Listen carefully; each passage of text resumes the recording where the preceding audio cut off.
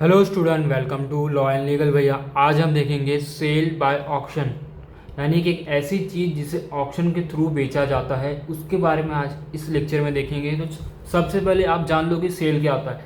Cell यानी कि एक पर्सन किसी पर्सन को अपनी प्रॉपर्टी बेचता है इन कंसिडरेशन ऑफ मनी या कुछ एक्सचेंज के थ्रू। एक पर्सन अब दूसरे पर्सन को अपनी प्रॉपर्टी ट्रांसफ़र कर देता है, बेच देता है, उसको हम कहते हैं सेल। लेकिन सेल बाय ऑक्शन क्या होता है? जब एक पर्सन उसकी प्रॉपर्टी नहीं बिकती है किसी फालतू कारण या लीगल कारण की वजह से, जैसे कि देखिए कभी कभी क्या होता है भूतिया कारण की वजह से, हॉरर बोलती है हॉरर प्रॉपर्टी है, कभी कभी उस मार्केट में वैल्यू नहीं रहती है, या और भी ऐसे कारण होते हैं जिस वजह से उस प्रॉपर्टी को सेल बाय ऑक्शन किया जाता है। आपने ये भी देखा होगा कि बहुत से ट्रैफिक पुलिस ने ऐसी गाड़ी पकड़ी होगी जो आज तक वो जो जिनकी गाड़ी थी वो गाड़ी लेने नहीं आए, तो पुलिस स्टेशन में वो गाड़ी पड़ी रहती है, कोई प्रॉपर्टी पड़ा रहता है, कोई इलीगल प्रॉपर्टी रहता है, तो उसे क्या किया जाता है, सस्ते में बेच दिया जाता है। किसको? लोगों को। किसके थ्रू? ऑक्शन के थ्रू। तो उसको कहा जाता है सेल बाय ऑक्शन। कैसे होता है देखो, ये पुलिस स्टेशन में एक बाइक पड़ी है पिछले 25 साल से, और ये भी उसका मालिक उस बाइक को लेने नहीं आ रहा है। मैं एग्जांपल दे रहा हूँ आपको, और भी ऐसे हर एक चीज़ में आप इस एग्जांपल को अप्लाई कर सकते हो। तो लेने नहीं आया तो पुलिस वाले क्या करेंगे? समझो 25 साल नहीं, 5 साल, मतलब 1 साल उसने लेने नहीं आए, 2 साल, तो वो क्या करेंगे? 2 साल बाद पुलिस इसको ऑक्शन में बेच देगी। ठीक है, ऑक्शन में बेच देगी। ऑक्शन में बोली लगाया जाता है, 1 2 3 करके बोली लगता है। फिर हैमर, जैसे कोर्ट में हैमर यूज़ होता है ना, उसी डिसीजन के बाद हैमर वहाँ ठोका जाता है, फिर बोलते हैं ये आपका हो गया। तो इसको बोलते हैं सेल बाय ऑक्शन। देखो इसमें 3 लोग होते हैं। एक होता है सेलर। सेलर कौन होता है? जिसकी प्रॉपर्टी है, जैसे कि अगर एक आदमी है, मैं एग्जांपल देता हूँ, ये एक आदमी है, ये सेलर है, ये दूसरा आदमी है, ये ऑक्शनर है, और ये एक तीसरा आदमी है बाइडर। ये एक अकेला नहीं रहता, इसके साथ 25-30 जितने भी लोग हो सकें बोली लगाते समय। तो पहला सेलर। सेलर यानी कि वो जो पर्सन अपना प्रॉपर्टी सेल कर रहा है ऑक्शन के थ्रू।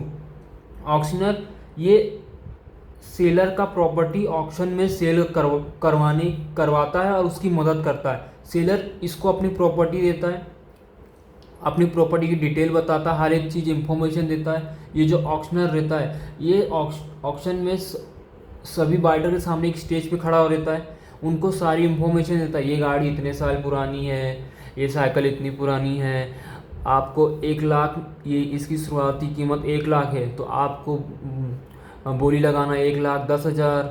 फिर ये जो तीसरा पर्सन रहता है बाइडर, ये बोलता है 1,20,000। फिर इसके साथ और भी 25-30 आदमी रहेंगे, अलग अलग किस्म के, सब एक ग्रुप के नहीं रहते, अलग अलग रहते। वो लोग बोलेंगे 1,30,000, 1,40,000। जिसका सबसे ज़्यादा बोली लगा, और जो आखिरी पर्सन जिसने सबसे ज़्यादा बोली लगाया, उसके बाद किसी ने भी बोली नहीं लगाया, जो आखिरी पर्सन होगा बोली लगाया, जैसे कि 1,50,000 बोला, उसके बाद किसी ने बोली नहीं लगाया, क्योंकि उनके पास उतना पैसा नहीं है, और वो इसलिए नहीं लगा रहे कि वो सोचते हैं कि ये एक ख़राब इन्वेस्टमेंट है। लेकिन उस पर्सन ने लगाया 1,50,000। तो यहाँ पे ऑक्शनर क्या करेगा? बोलेगा 1,50,000 एक, 1,50,000 एक, 2, 1,50,000 3, फिर हैमर ठोक देगा, बोलेगा ये आपकी हो गई, आप पैसा दो ऑक्शन ख़त्म होने के बाद और प्रॉपर्टी ले जाओ। तो ये इस तरह ऑक्शन किया जाता है, और ये रूल इस तरह ऑक्शन किया जाता है, और ये होता है। आपको सेलर पता चल गया, ऑक्शनर पता चल गया, बाइडर पता चल गया। सेलर बहुत लोग होते हैं, मतलब बहुत अलग अलग किस्म के होते हैं। एक ऐसा सेलर होगा कॉमन आदमी, जिसकी एक ऐसी प्रॉपर्टी है, हॉरर वाली मूवी जैसे होती है, हॉरर उसमें रहते हैं, भूत रहते हैं, तो बोलते लोग फैला देते हैं इस घर में भूत है, मत लो प्रॉपर्टी को। तो वो क्या करता है? ऑक्शन के थ्रू बेचेगा। पुलिस स्टेशन में जो बाइक खड़ी रहती, पुलिस क्या वहाँ पे हो गया? सेलर हो गया। पुलिस ने वो बाइक बेच दी ऑक्शन के थ्रू। पुलिस, इसमें पुलिस कम आती नहीं है, क्योंकि ये गवर्नमेंट के अंडर रहता है, तो गवर्नमेंट इस पैसे का इस्तेमाल करती है। तो ऐसे बहुत तरह तरह के सेलर्स होते हैं ऑक्शन में। ऑक्शनर का काम क्या होता है?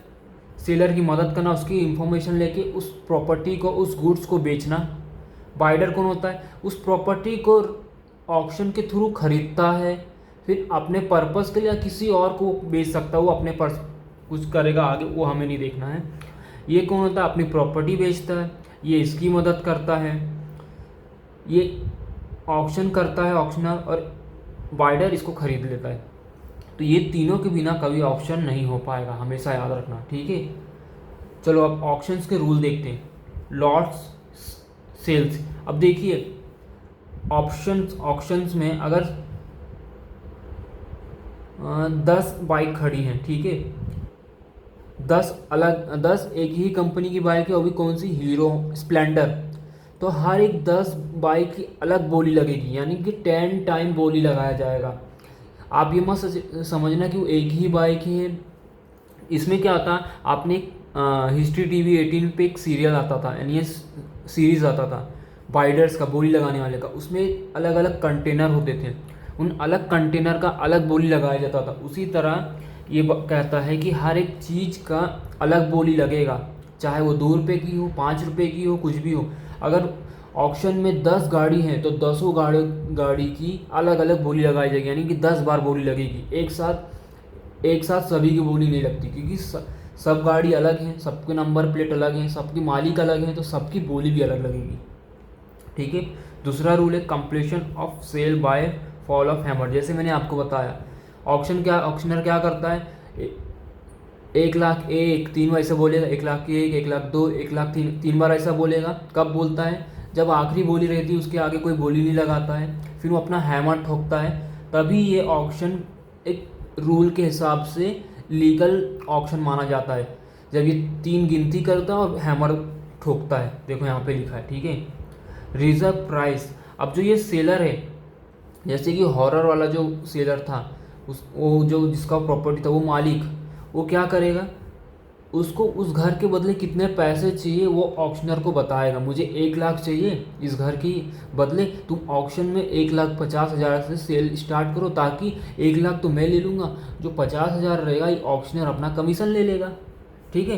तो यहाँ पे सेलर के पास एक राइट्स होता है कि उसे कितना चाहिए बदले में उस प्रॉपर्टी के, वो बता सकता है ऑक्शनर में मुझे इतना चाहिए, और उसके आगे ही बोली लगती है। अगर ऑक्शनर बोलेगा मुझे 1,00,000, तो सेलर बोलेगा मुझे 1,00,000 चाहिए, तो ऑक्शनर क्या करेगा, 1,10,000, 1,20,000 से बोली ही स्टार्ट करेगा, ठीक है। खुद इस ऑक्शनर बोलेगा 1,50,000, फिर बाकी जो बायर्स लेंगे उसके बाद उस नंबर से स्टार्ट करेंगे। ये हो गया। नोटिस, ये जितने भी बाइडर्स होते हैं जो बोली लगाते हैं, इनको एक रूल्स रहता है, हर एक ऑक्शन में अलग रूल्स रहते हैं, वो रूल्स इन्हें बताया जाए, ठीक है। Seller right to bid. Seller खुद भी बोली लगा सकता है। यहाँ सेलर देखो, सेलर यहाँ क्या कर रहा है, अपना सामान बेच रहा है, लेकिन सेलर ऑक्शन में ऑक्शनर से खुद परमिशन लेके वो खुद भी अपने ही सामान के लिए या किसी और सामान के लिए बोली लगा सकता है, ठीक है। ये सेलर के पास राइट्स होता है, लेकिन सेलर को ऑक्शनर को बताना होगा, बिना बताए वो नहीं लगा सकता, इट इज़ इलीगल। लास्ट हमारा प्रिटेंडेंट बाइडिंग।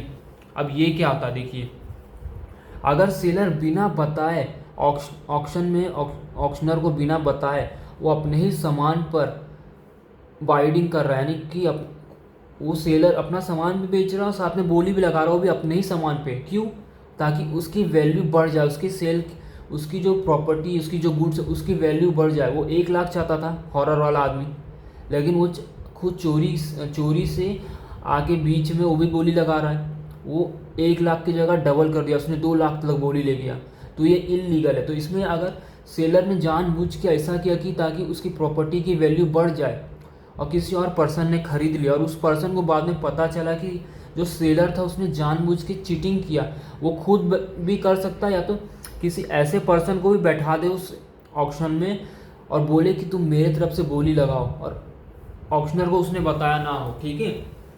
चुपके से किसी और पर्सन को, अपने रिश्तेदार को बैठा दिया ऑक्शन में और बोला मेरे तरफ से बोली लगाना ताकि मेरी प्रॉपर्टी की वैल्यू बढ़ जाए, लेकिन किसी और पर्सन ने वो खरीदा, उसको पता चल गया कि सेलर ने जानबूझ के ऑक्शन में आके रेट बढ़ा दिया, तो जो दूसरा पर्सन रहता है ना, वो इसके खिलाफ केस कर सकता है, और जो उसने गुड्स खरीदा होगा उसको रिजेक्ट कर सकता है, ऑक्शन वापस करवा सकता है। ये उस पर्सन के पास पावर रहता है, ठीक है। तो ये हमारा था ऑक्शंस के रूल, और ऑक्शन क्या होता है, सेल बाय ऑक्शन।